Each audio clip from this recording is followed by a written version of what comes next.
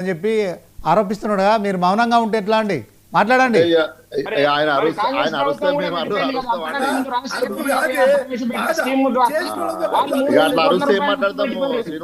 మీరు మాట్లాడండి. హెచ్ఆర్ గారు మీరు ఆగండి. మోహన్ గారు అట్లా అరుస్తే మీరు మాట్లాడాలి. మీరు మాట్లాడాలి. 7 లక్షల కోట్ల 8 లక్షల కోట్ల నోటికి ఎంత వస్తే అంత మాట్లాడితే ప్రజలు చూస్తుంటారు. అక్కడ అసెంబ్లీలో చర్చలు జరిగినాయి, స్పష్టంగా చెప్పిండ్రు. ఇప్పుడు 5,000 కోట్ల 6,000 కోట్లు ఉన్నాయంటే మరి అంతకుముందు 2,000 కోట్లు ఉన్నాయని మేము చెప్పుకుంటూ తిరిగినామా? ఇచ్చినామా కంటిన్యూషన్లో 10 ఏళ్ళు? ఇప్పుడు ఏదైనా కొంచెము లాజికల్గా అర్థం చేసుకుంటే అర్థమవుతుంది.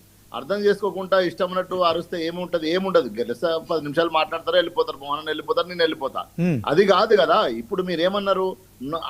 దిలీప్ ఆచార్ అన్నట్టు నోరు కట్టుకుంటే మేము మొత్తం ఇచ్చేస్తాం. మీ ముఖ్యమంత్రి మాట్లాడినా వట్టి ఎల్ఏఎంఎల్ఏ కాంగ్రెస్ నుంచి ఎల్ఏఎంఎల్ఏ మాట్లాడే is a chief minister of Telangana ముఖ్యమంత్రి మాట్లాడిండు అంటే వట్టిగానే మాట్లాడినా?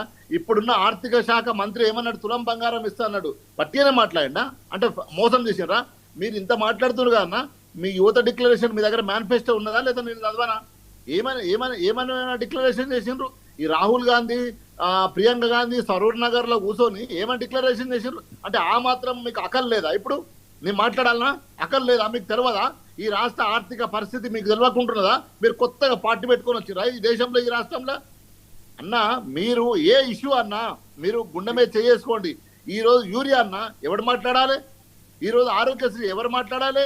రాహుల్ గాంధీ ఛాయ్ తాగి ఉద్యోగాలు ఇస్తానడుగా యువతకు. అశోక్ నగర్కి వచ్చి ఏమన్నా నోటిఫికేషన్లు? నేనేమంటున్నా, మేమేం చేసినామో ఆడు ఉంది స్పష్టంగా. మీరు మంచి చేస్తారనుకోనే కదా మీకు ఇచ్చిండ్రు. మరి మీరు కూర్చొని చేయాలి కదా. ఒక్క స్కీము, ఒక్క పథకం అన్నా మీరు మంచిగా నడిపిస్తారు అన్న. ఏమన్నా అంటే బట్టగాలు ఇంకా 2.5 ఏళ్ళు అవుతుంది అన్న. ఇంకా అప్పు చేసిర్రు అంటే మీరు 60 ఏళ్ళు దోపిడీ చేసిర్రు, 60 ఏళ్ళు దోపిడీ చేసిండ్రు అనుకుంటే ఉందామా? మనం ఉండాలా? మేము ఉన్నామా అట్లా?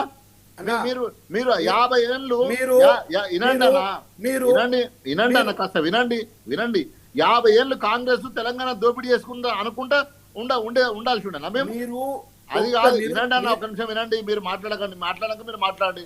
ఇప్పటికైనా వాళ్ళకి ఇవ్వాల్సిన ఫండ్స్ ఏవి ఉన్నాయో రిలీజ్ చేయాలి. మీరు ఇవ్వాల్సిన ఆరోగ్యశ్రీ ఉందో వాళ్ళతో మాట్లాడాలి. యూరియా మీద ఇప్పటి వరకు ఒక్క రివ్యూ జరగలేదన్నా. నీ తుమ్మల నాగేశ్వరరావు మంత్రి ఏం మాట్లాడిండు? వాళ్ళు రైతులే కాదన్నారు. రైతులు రోడ్డు మీదకి వచ్చారే, తుమ్మల నాగేశ్వరరావు మేము రైతులమని మాట్లాడారు. ఏడబెట్టుకుంటారన్న తలకాయ మీరు? ఏం మాట్లాడతారు? ఈ రాష్ట్రంలో ఎట్లుంది పరిస్థితి? యూరియా ఎవరు ఇవ్వాలన్నా?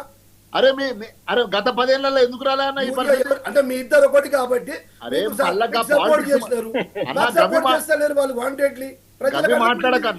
గవి మాట్లాడకు. అరే మీరు ప్రతిదానికి వాళ్ళకు ఓటింగ్ సపోర్ట్ చేశారు కాబట్టి అసెంబ్లీ, రాజ్యసభలో కానీ పార్లమెంట్, లోక్సభలో కానీ కాబట్టి ప్రతి బిల్లుకు మద్దతు ఇచ్చారు. మీరు ములాఖాత్ ఉన్నారు కాబట్టి మీకు సమయానికి ఆచార్య గారు మాట్లాడండి. హెచ్ఆర్ గారు శ్రీనివాస్ గారు యూరియా మీద కేంద్ర మంత్రులు, ఇద్దరు కేంద్ర మంత్రులు ఢిల్లీకి పోవాల్సి ఉండే అన్న. శ్రీనివాస్ గారు ఒక్క నిమిషం ఆచార్య గారు ఏదో మాట్లాడుతున్నారు. ఒక్క నిమిషం శ్రీనివాస్ గారు. నేనేమంటున్నా, మీరేమన్నారు? గడిచిన 10 సంవత్సరాల గురించి వద్దు అని చెప్తున్నారు ఎవరు? గోసుల శ్రీనివాస్ గారు. మేమేమంటున్నాము? మాది సమర్థవంతమైన నాయకత్వము రేవంత్ రెడ్డి గారు అని చెప్తా ఉన్నాం కదా. ఆ సమర్థవంతమైన నాయకత్వ లక్షణాలు ఇక్కడ ఊహించండి. మీరేమన్నారండి? మేము విద్యా వ్యవస్థను ఎంత సర్వనాశనం చేసిందో 2 ఉదాహరణలు చెప్తా. మీరు గ్రూప్ 1 పరీక్ష నిర్వహించారు, హైకోర్టు మొట్టికాయలు వేసింది, అది లోపభూయిష్టం అని చెప్పింది. కానీ దాన్ని అడ్డం పెట్టుకొని మీరు మిగతా నోటిఫికేషన్లు ఎందుకు ఇస్తలేరండి? ఒక్క డిఎస్సి ఎందుకు ఇస్తలేరండి? పోలీస్ కానిస్టేబుల్ నోటిఫికేషన్ ఎందుకు ఇస్తలేరండి?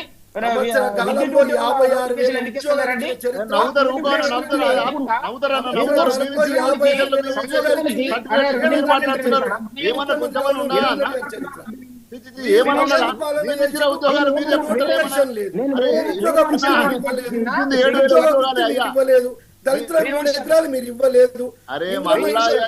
డబుల్ బెడ్రూమ్ మీరు ఇవ్వలేదు.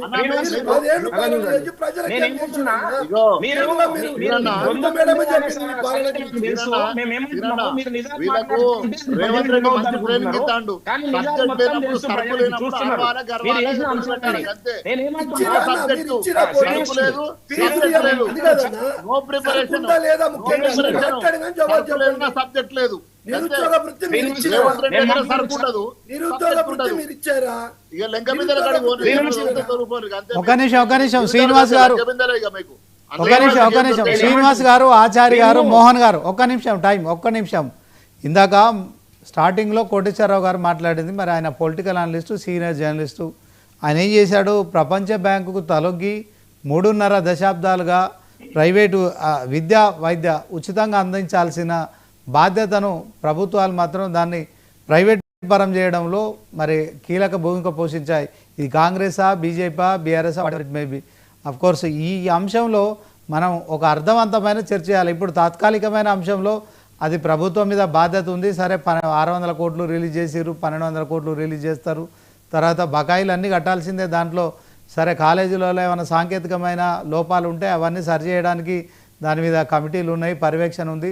సో ఇదంతా ఒక అంశం అయితే మనం చర్చ చేయాల్సి